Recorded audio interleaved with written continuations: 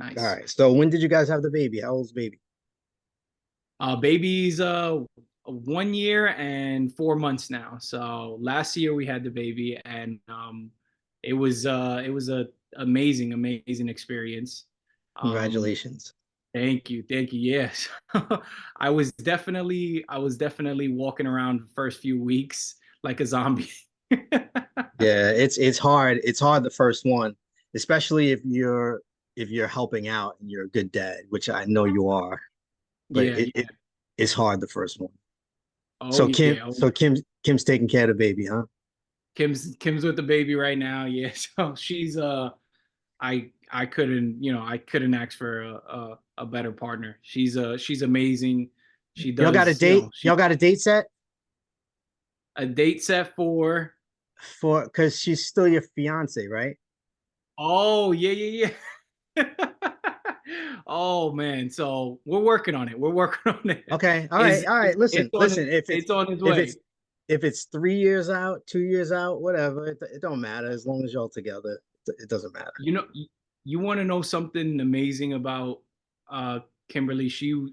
Like we've talked a lot, and the one thing that she was always very like, you know, understand the, she understood, and she worked well with was understanding where we were financially. So we understand, like we know, the weddings, it could cost an enormous amount of money, and it takes a lot of time and effort and puts a lot of stress on us and things like that. Yeah. So he was very understanding and knowing that if we're going to try and sacrifice a little bit to try and put ourselves in a better position than where we were, then we would have, need to focus on what our goals are. And she was amazing with that. And having a partner that understands that, I couldn't ask for anything more than that. So You're that's lucky.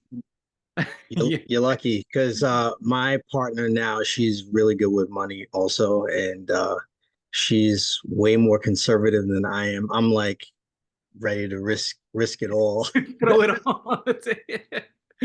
I'm ready to risk it all on everything, and that's my problem is that I'm always ready to risk it all. And she's like, "All right, let's pull back a little bit." I had a house. I don't know if I told you the story, but I had a second property.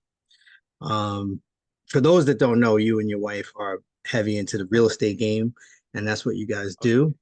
And Yes. also, both law enforcement. She's prior now, but I'll let you tell the story yourself. But I'll just tell you this quick story, super quick. I had a second property back in 2000. I want to say 2006, 2007. I had a house in Sound Beach, and my plan that was my third house. And my plan, I had one in Amityville, one where I live, and my primary, and one in Sound Beach. And the goal was to hold forever, pass on to my kids. Like I wasn't a fix and flip type of person. I was a hold forever and build. And I wish I would have stuck to that plan because as soon as my tenant moved out, I was like, I can't afford both more. Like now, I would have figured out a way to like defer the mortgage, or like I would have figured out some way to hold on to that property until I got another tenant in. But I had such a bad tenant experience that I was like, all right, I'm done with this, and I don't even want to try to like jeopardize my primary. It was all falling on my shoulders, and I didn't want to destroy my credit, which I wish I know what I know now. What I know, I wish I would have known what I know now. Then I would have still had that property plus probably a few more. So I just wanted to share that story for the listeners and also for you. Uh, I think I told you this quote from Grant Cardone, and he said, uh, "Wealthy people hold on to things forever, and rich people sell." And I heard that quote, and it made so much sense to me. So much sense to me. It brought me back to that moment, and I'm like, man, I my wealth would be so much more if I had those additional properties now versus when I sold. I sold just before the bubble in 2008. Um, I don't know, I must have had like a sixth sense of it coming, but I wish I would have just held those. Like I would tell anyone right now if they got extra properties, just keep them forever. Like I know a guy, he inherited a property in Brooklyn from his parents and he's paying it off. So I guess they must have had a second mortgage on whatever they did. He's paying it off. And I told him like, bro, don't and he's getting offers on it all the time. It's like a brownstone. He's getting offers left and right. And I'm like, don't ever sell that. If you can take out an equity loan, I think you and I talked about that before. Like just get the next property and the next one and the next one. Um, but I'll let you tell your story now. No, no, of course. And a lot of the times, even myself, I wish I knew the information that I know now back then. Yeah. And I come across a lot of people at different points of their careers in the real estate game. Some people that have a bunch of properties and that are, doing bigger things, and some people that are starting off or just have one or two. And they say the same thing. I wish I would have started sooner, or I wish I knew what I know now. And trust me, I'm in the same position. Um, when we started off, we kind of didn't know that we were like doing real estate investing. We Hmm. just kind of got the bug of owning something because of one, my fiance's father and our parents. They pretty much told us, because they came to this country. Where I'm Dominican, my fiance is Dominican as well. So our parents came to this country, and what they did for multiple years was rent, because they never really were taught, or they never got that information of owning something, and what Grant Cardone said, owning and holding it for many, many years. So that's something that they passed on to us and said, try not to rent when you go out and try and find a place to live together. So we were able to find something, nothing super expensive. I think we bought our co-op for I think Nice. $165,000. And yeah. We bought that one back in 2019, and right Nice. in the beginning of 2019. And we saved up some money. We were able to go in there, and it wasn't the most beautiful place. So what we did going into it was, we knew we were going to put our own little taste into it, and our own uh designs into it, our own renovations. And that's what we did. We made it That look one was nice. in the five boroughs. That one was actually in Westchester County. Oh, okay. Westchester County, yeah. So we bought that one, and then a few years later, obviously, interest rates lowered, and that pretty much made everything more expensive. So when we saw that happen, it wasn't even me that I was just, living there, and it was just we were doing great. It was actually Kimberly. She was actually like, "Oh, maybe we should try and buy a house. We're gonna start a family, and we're gonna need a bigger place." It was only a one-bedroom apartment. Yep. So she said, "Oh, let's look for a house." And that's what we started doing during that time. We found something that was very nice. We loved it. It fit perfectly for everything that we wanted. And we decided to put our one-bedroom apartment for sale. And with all the renovations that we did, and everything that, all the nice things that we put in it, we put it up on the market, and it was gone within like the first week. Someone put an offer, we accepted it, and obviously the low interest rates helped us on the sales side, Yep. and obviously on the buy side as well. Yep. So what we did with that money that we did make, now the difference that we made from the one-bedroom co-op, we put all that money into our primary single family house that we purchased.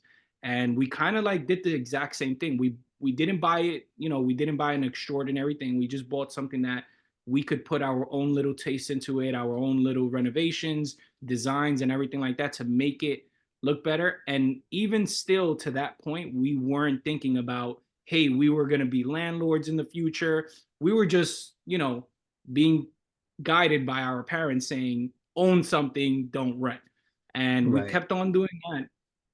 And during that time, that's when I started seeing things. You know, when you talk about like a topic next to your phone, like you start talking about either police or like your favorite Yes. food or something like that, and Yes. the ads start coming up on Yes. social media.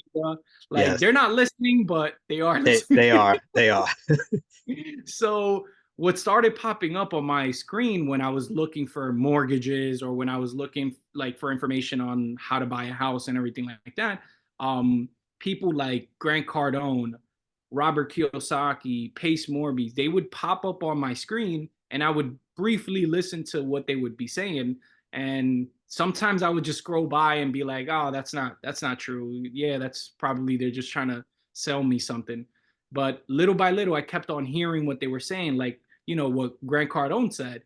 And it finally like clicked on me. And I said, maybe I should, you know, do something about this, or maybe I should learn a little bit more and not just be so closed-minded. And during that time, I remember it was I remember I had like a very like not stressful week, but I had like a long week and I was working crazy amount of hours of overtime because it was available.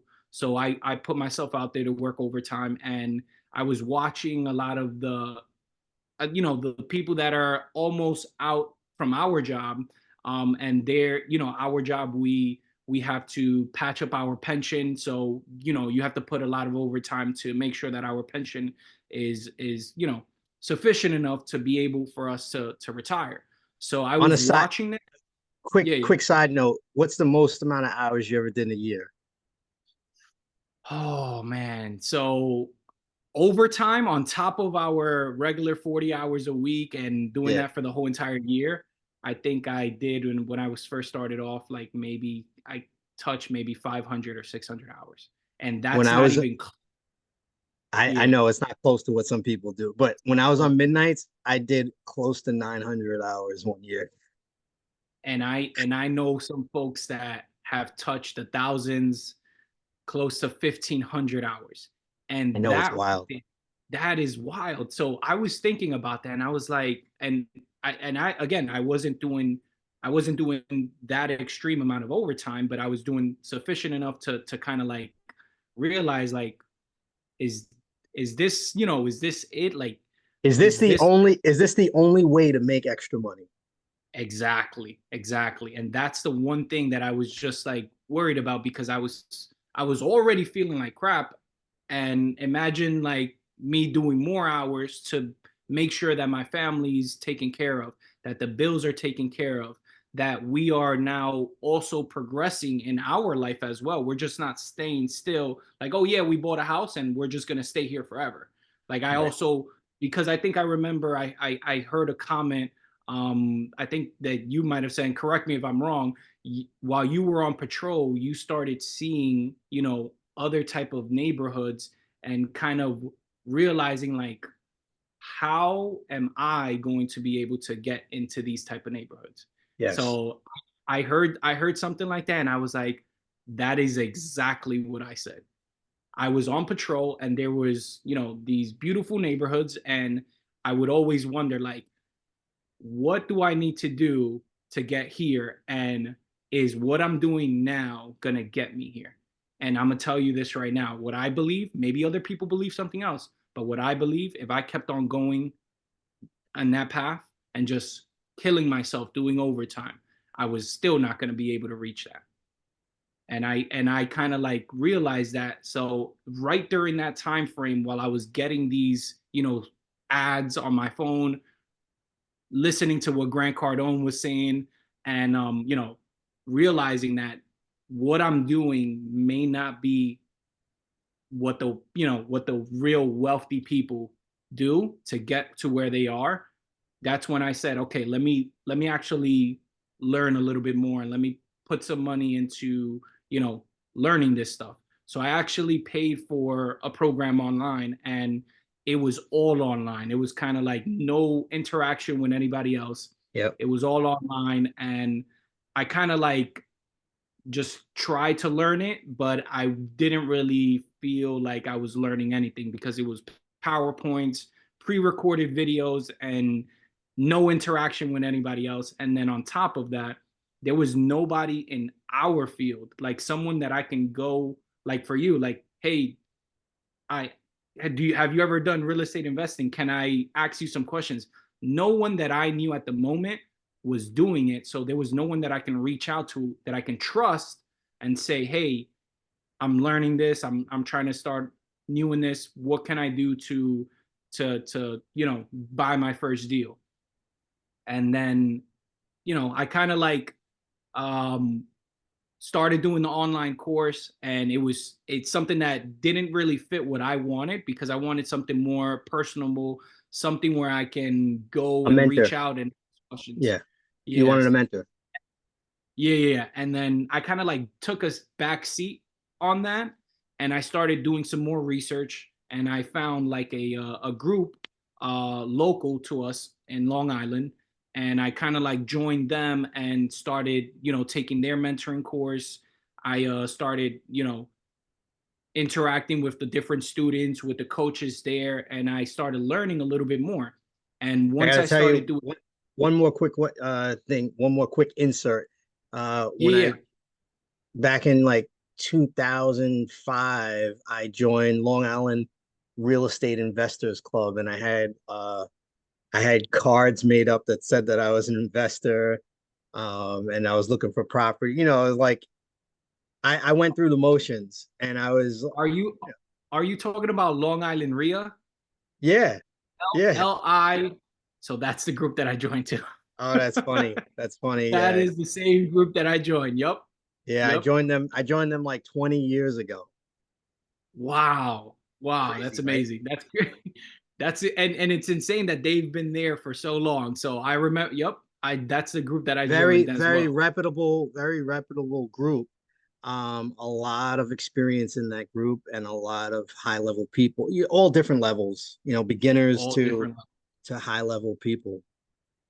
Yep, absolutely, absolutely. So there, once I went into that environment and I started going to the in-person meetups where I was networking with other people, there was one individual that like overheard me having a conversation, because I would go to these meetups and I still didn't own anything, investment wise. So I would go tell my story, and one individual, my good buddy Dominic, he overheard me, and he was a state trooper. So he overheard me, came up to me, said, "Hey, what's going on? This is what I do. We're in the same line of field, and these are the properties that I have." And he has, a few of his own, and he gave me his number. And at that point right there, from just building that relationship and now having someone that I can reach out to that is, in the same field that I'm in, that, we have that like trust within each other, he was able to open up my mind and kind of like get like the ball rolling. So, get I the want ball to rolling for me. I want to address one of the myths that's going through my head right now is that you need money to invest in real estate. And even though people say no money down, no money, no money, Mm-hmm. no money, there's a lot of people that still don't believe it. And I actually know I was on a burglary call and I met a real estate investor at the burglary call. And I saved his number. And I know for a fact that he's looking for people to find deals for him. And that's a that's one example of a way where you can do a little bit of legwork. It takes some sweat equity, right? Do a little bit of Yes. legwork and you can find a deal for someone who has access to money, and that's how you can begin to generate. That's just one way that you can begin to That's just generate one. money for Yep. yourself. Absolutely. Absolutely. Yeah. Do you know of So other ways where you don't necessarily need your own money?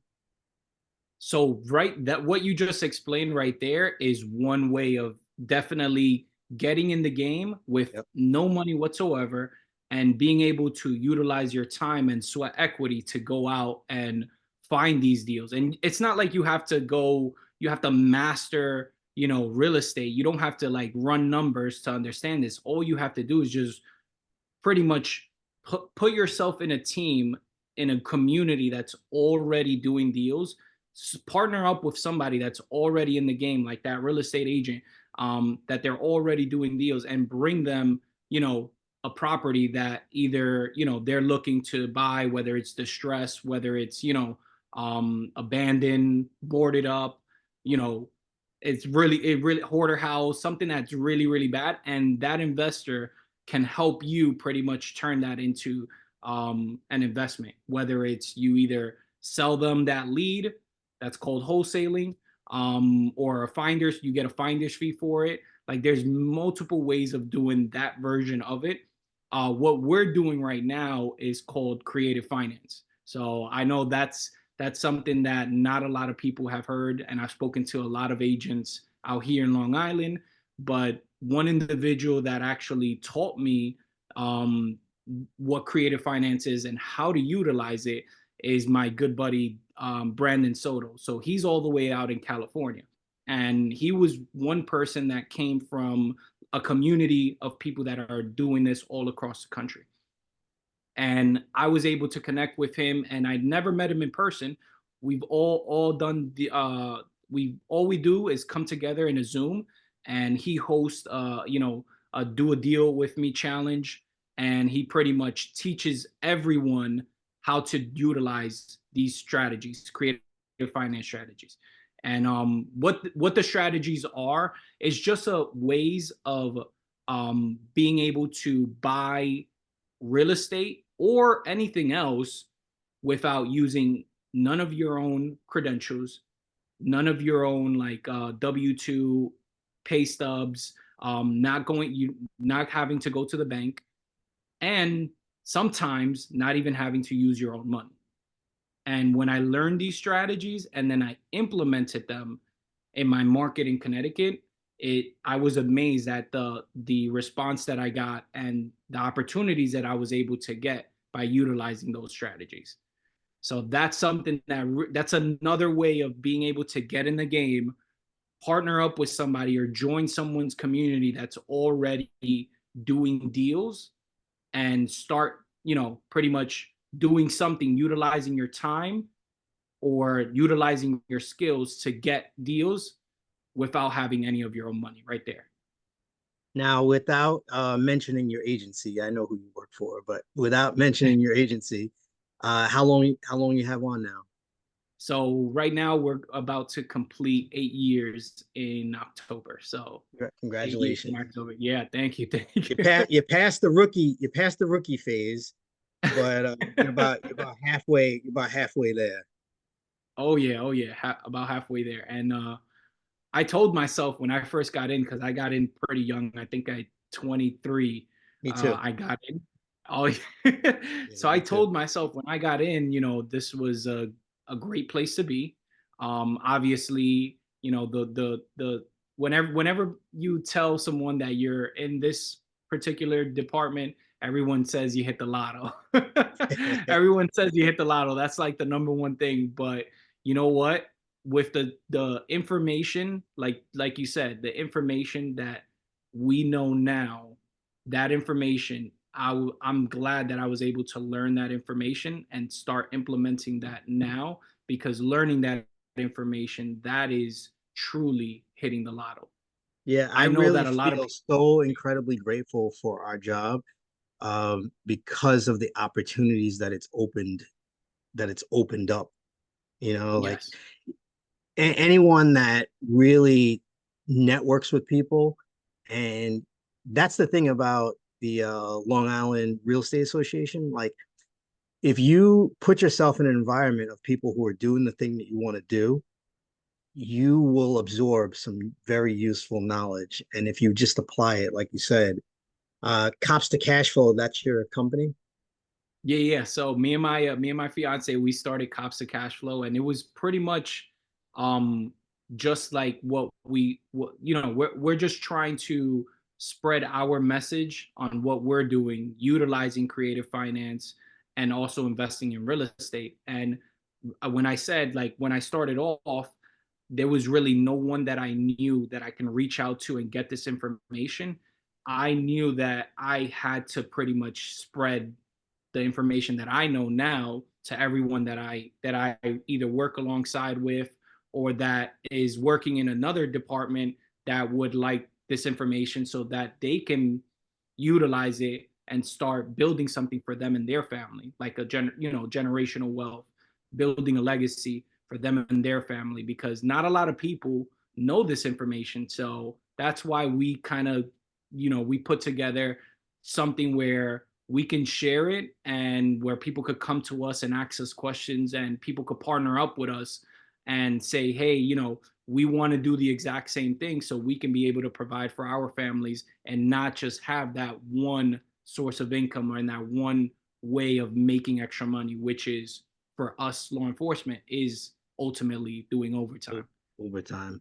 What is a deal that you're looking for someone to partner up with you on? Like what would be an ideal like if I brought you something, or if I said, hey, I want in, are they bringing their own money, or are they bringing the actual deal? Like what is the ideal situation for you So and so your I and your always break it I always break it down to anyone that's coming in and that's new to the game, or anyone that even has some time. There's really three ways of providing value to someone else, or to someone else, another community. And those three ways are time, skills, and money. Those are three ways, and underneath that, there's many other things that you can do, but it ultimately falls under your time, your skills, or your money. And a lot of people, even when I started off, I didn't have any money and I did not have any skills. But what I did have was time. And with that time, instead of me signing up for overtime and doing some extra overtime and making money, making extra money that way, what I utilized my time was studying and learning what other people were doing and putting myself in the room where other people are doing deals. And utilizing my time, I started building skills. And once I was able to have free time and learn skills, I put those skills to work and I started going out there and looking for deals. I have a And buddy one, who is a master networker. I'm sorry to cut you off. I yeah, have a yeah, no, no, buddy no, no. who's a master networker, and he always talks about the power of getting in the right rooms and getting around the right people. There's so much power in that people don't have any idea how powerful it is. Like when you build a strong network, it does increase your net worth. It really, really does. Absolutely. Absolutely. Absolutely. So much, so much. And that's something that I pretty much tell everyone that I wouldn't be here right now without the people that I was able to meet, interact with, and the people that have partnered up with me in the past. I wouldn't be able to be here, so I'm super grateful for a lot of people that have been able to not only open up my mindset to this world, but have been able to put me in the position where I am now, because it's something that I'm truly grateful for. Truly grateful for. I have no doubt that you and your fiance are going to be multimillionaires. I have zero doubt about it. You're well on the way. You're starting at such a young, ripe age. You have so much time to make the mistakes and make the money and make the money again and make the money more and more and more. And you're building a beautiful network. I love what you guys are doing. That's why I wanted to have you on. How much time did Kim have on the job? Kim was when she officially vested out, I think she had 6 years on.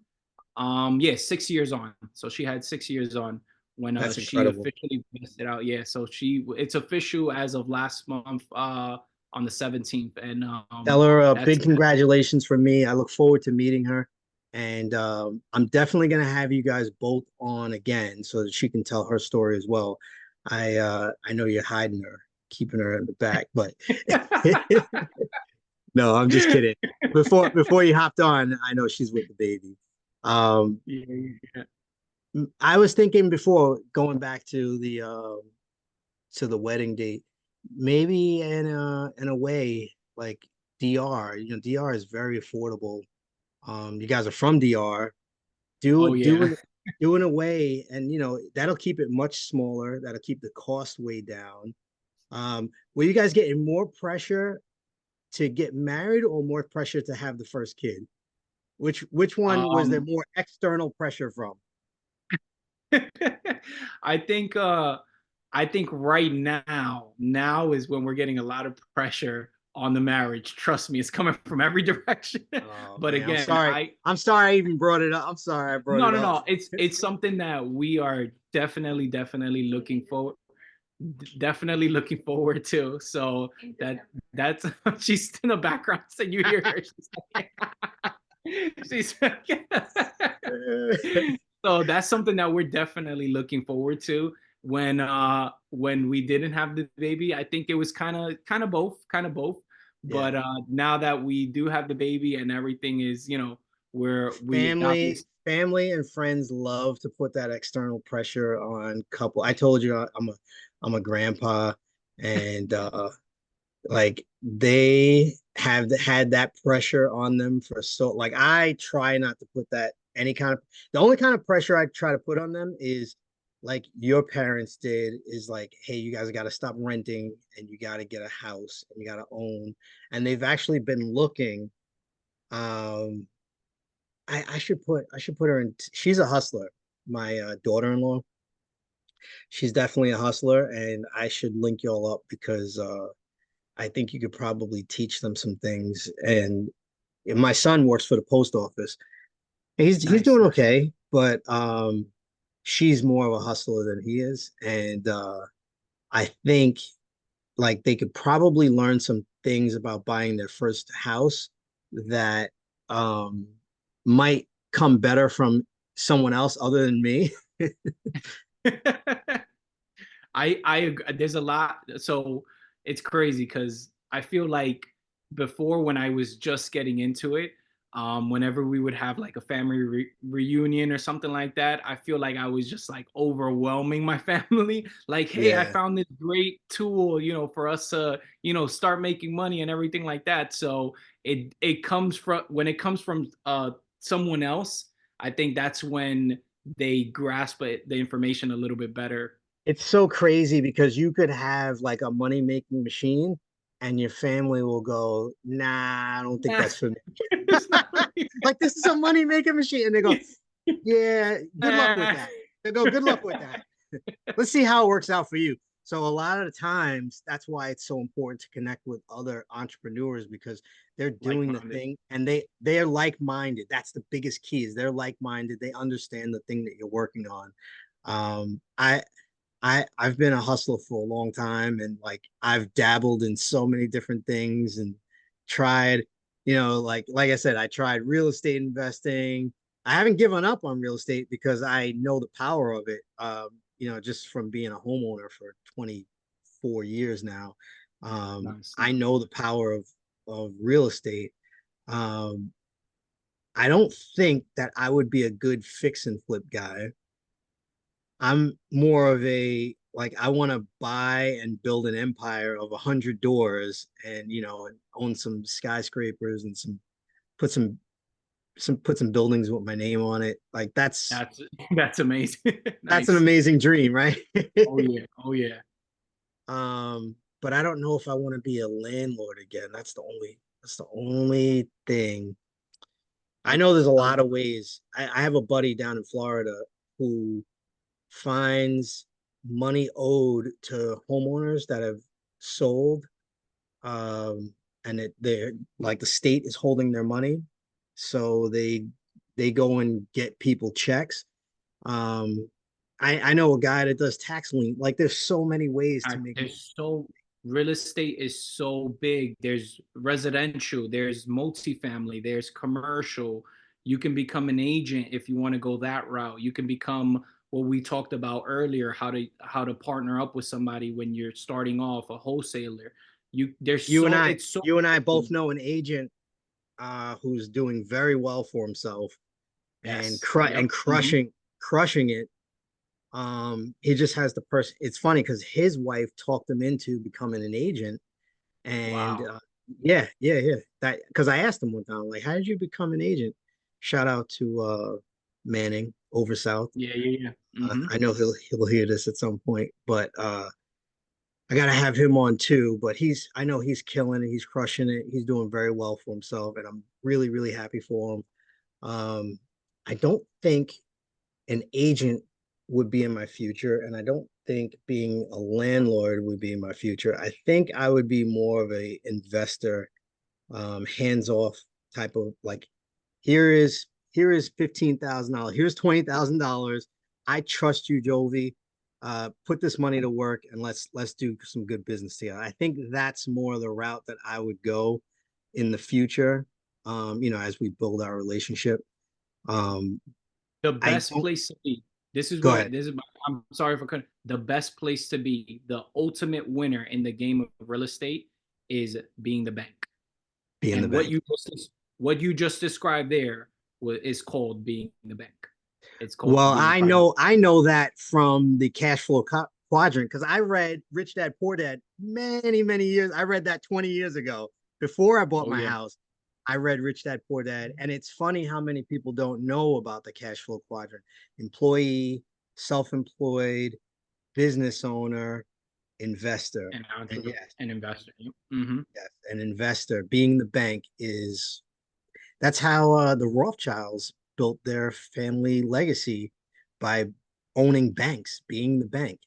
And yeah, crypto is taking off, but there's still a lot of people with hard cash out there uh, that have a lot of And money. they Go ahead.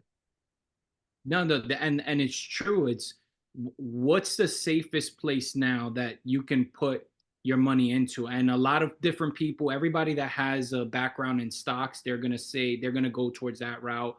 Crypto, they will go to that route. But again, at the end of the day, this is what I tell anyone that tells me like, oh, what makes you think that this is? I believe that people will always need a roof over their head Yes. now Unless until unless there's nuclear war. exactly. And even if there's nuclear war, they will still try and find some type of shelter Yeah. somewhere. Yeah. But I that's what I think. And there's right now in real estate, there's no other vehicle other than real estate that can give you all the different ways of making money. There's cash flow, there's the appreciation, there's the tax write off, there's the debt pay down that the tenants will make, there's the leveraging from the banks. You can't go to buy a stock and say, hey, I'm going to put 5% of the money for the stock.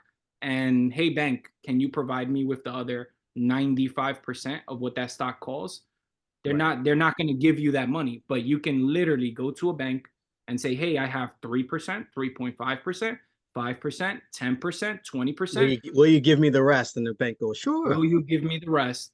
And you are now able to own 100% of that asset by only bringing in 3 to 5% into it. Put a tenant in there. The tenant now is paying for all the expenses and the debt pay down. And you continue to be able to get tax write offs. The property, if it goes up a little bit, it goes up. If it goes down a little bit, just like you said in 2006, it could go down, it could crash. But guess what? It will slowly pick back up. And then you get that monthly revenue every single month when you put in a good tenant. And that's the number one thing that I preach is a lot of people are scared about what if they stop paying? What if this happens?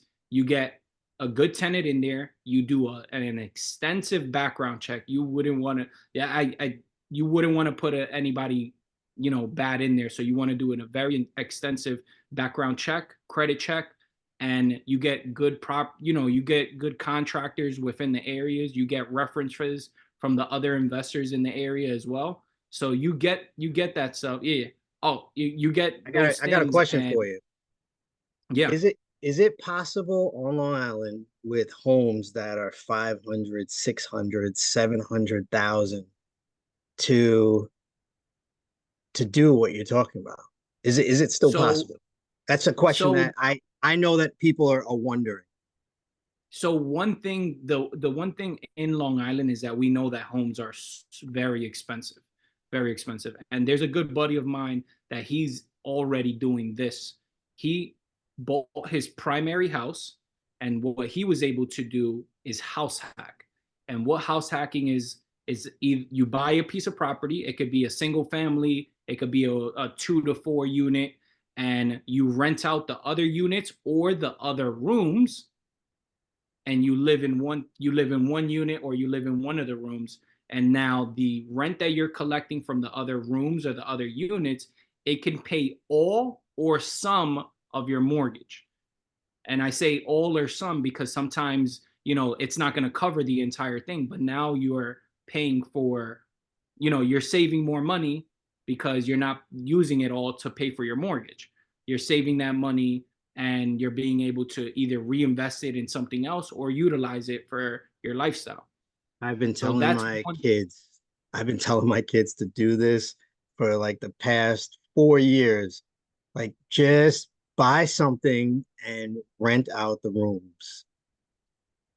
That is called house hacking right there. And then in an area where it is expensive and you can't just buy a single family house and put one family in there and expect them to cover the entire mortgage, you can utilize that strategy and be able to now, pay off the mortgage and still have extra money on the side. There's a city cop who lives on my street. He's about 6 or 7 houses down. And I thought it was a rental house because I thought it was like, it was all young people and there was a lot of cars there. And I thought it was a rental house. But then I ended up talking to him and he said that he was a city cop. And he's like, yeah, I had friends staying with me. He was house hacking. He had friends staying with him for the first probably 6 or 7 years that he lived there. He was doing that. And now, he's doing pretty well. Nice, nice. Now that And now, his salary's gone up, and I don't know if he still has any tenants or not, but that's what he was doing. yeah, and now he built up equity there, that he wasn't the only one that contributed to that equity, to that debt Yes. pay down. So he built up his equity, his money went up in his W-2, so now he's making more money, and now he's able to, if he wanted to now, move out and go do it all over again and now rent out that entire house. He can now do that again, or he can take money out of that property in the form of a HELOC or a refinance and go utilize that money to put into another deal that's making him even more money. So there's different ways of leveraging. That's another form of, making money off of real estate, leveraging to be able to make more money. And of course, my favorite one is storytelling.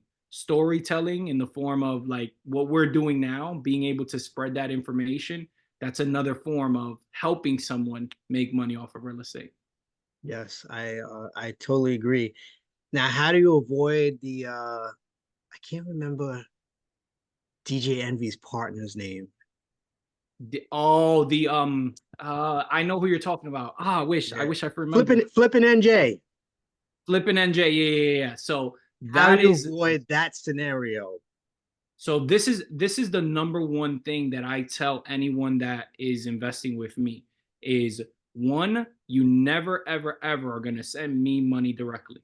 Never ever send me money directly. So if anybody, like what you explained earlier, being the bank, being the money partner where you're going to lend money, you're never ever ever going to send money directly to an investor.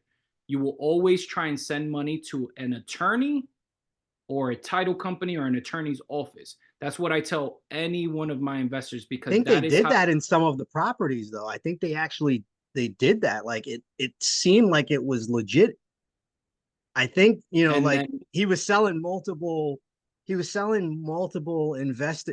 He there's did a lot of things. I'm a surprised he's lot not of in things. jail. And this is the two documents that you will need for what you spoke about being a private money lender. You're going to need a promissory note, and a promissory note is a document stating how much you lent, how do I pay you back, Mm. in what form do I pay you back, with what interest I pay you back.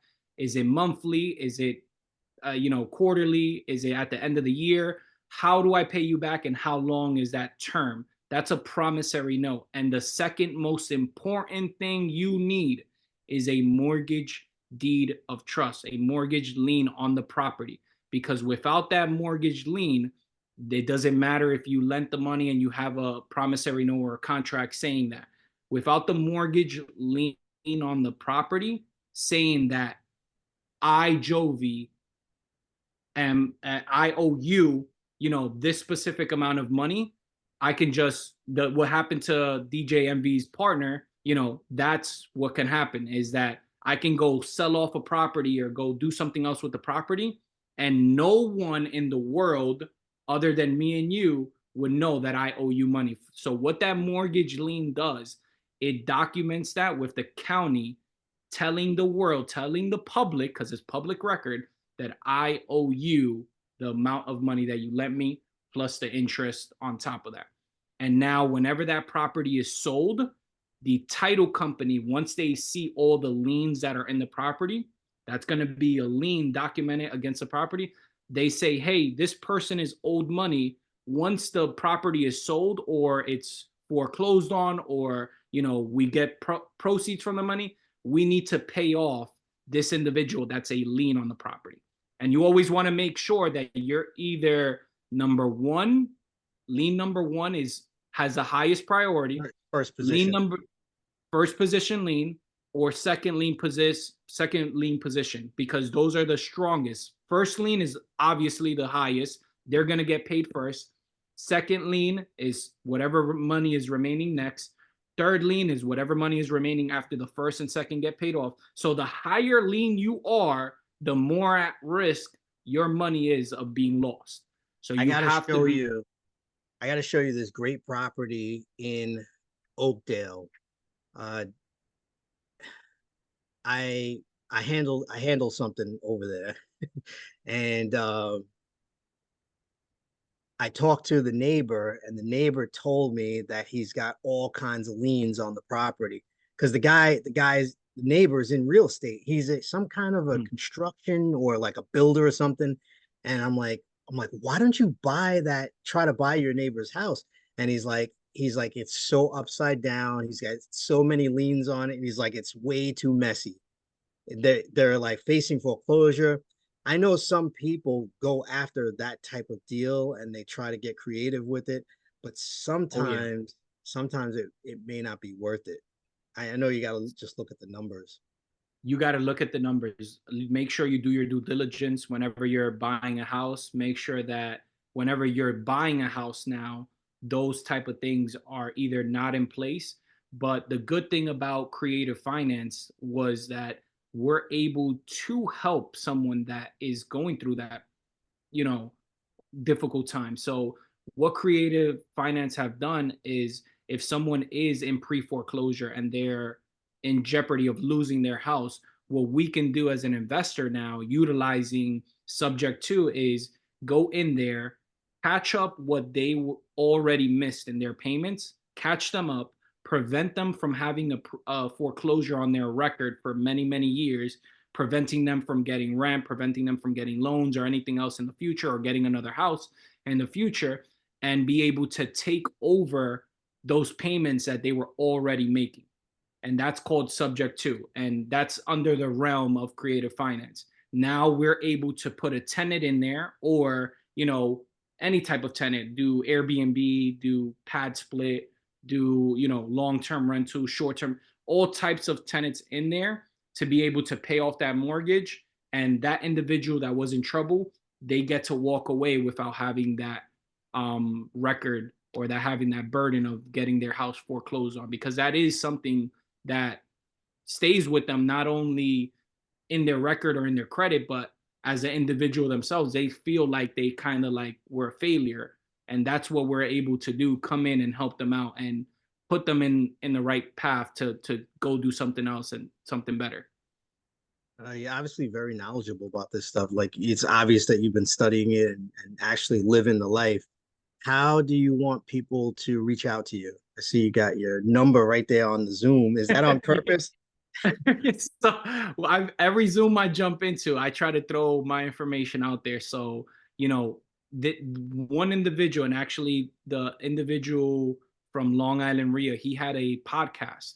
And the reason why I was able to find them was because I, listened to them, and I heard the information that they were giving out, and I was like, oh, this is pretty cool. You know, let me go out there and let me meet them and let me network with them.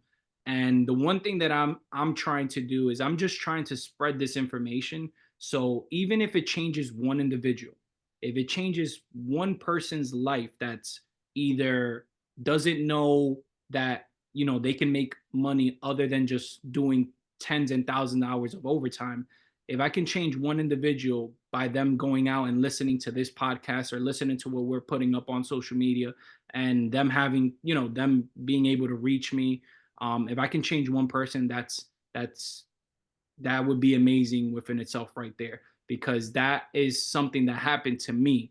I was able to listen to a piece of information, do a little bit of research, go out there and start networking, and it's put me in this position where now my fiance, future wife, fiance, has been able to retire and leave, you know, a dangerous position that she was in. Now Yeah. she's able to have more time with our kid and be more present, and, you know, be do things that, you know, someone in a household where both parents are going out and, you know, spending 10, you know, hundreds of hours doing overtime and regular work and everything like that are not able to do. That's something that I hope that with what I'm doing now and with the message that we're spreading now, that can, you know, help change someone's life. Keep doing your thing, Jovi. You and I, we definitely have like minds, and I'm glad we were able to connect. The Instagram is at cops, the number 2 cash flow, and the cell number, which he has right on the screen there, is 347-636-9175. This will That's my phone, man. probably go up in maybe a couple weeks. Might be a couple weeks, but I'll let you know. I'll give you a heads up. And did we connect on LinkedIn? I think so I don't have LinkedIn, but Oh, you're too young for that. should I? Should I? What are your thoughts? What are your You thoughts? Should I throw definitely something up should. on there? You definitely should have LinkedIn because um, there's a lot of money on there. To be honest, like there's a lot of like people in my age range that 40s and 50s that have money in accounts that could be considered investors. So like all kidding aside, you should definitely just create a profile real quick and throw your info on there. And you never know who's going to see it and reach out, and just want to Right. connect with you. So they might hear you on the podcast, or they might see something that you posted up and they might reach out. So the more channels you have, like I'm all about branding and marketing myself. I got to hop on another call. I just got a notification, but I appreciate you so much, brother. We'll definitely do it again. We'll connect, and you could take the what's the thing called that Muslims have on their wives? You could take it off your Oh, fiance. The hijab? Is it the hijab? I can't so I can't I remember. believe so. I believe so. Tell Kim to stop hiding in the back. No, I know she's taking care of the baby. I'm just joking. But we'll definitely connect again. We'll talk. Absolutely. And it's a pleasure. And thank you so much. Thank you so much. So we'll definitely stay in touch and be connected. All right. Yeah, it's been fun, brother. We'll talk soon. Absolutely. Take care, brother. Thank you. Peace out.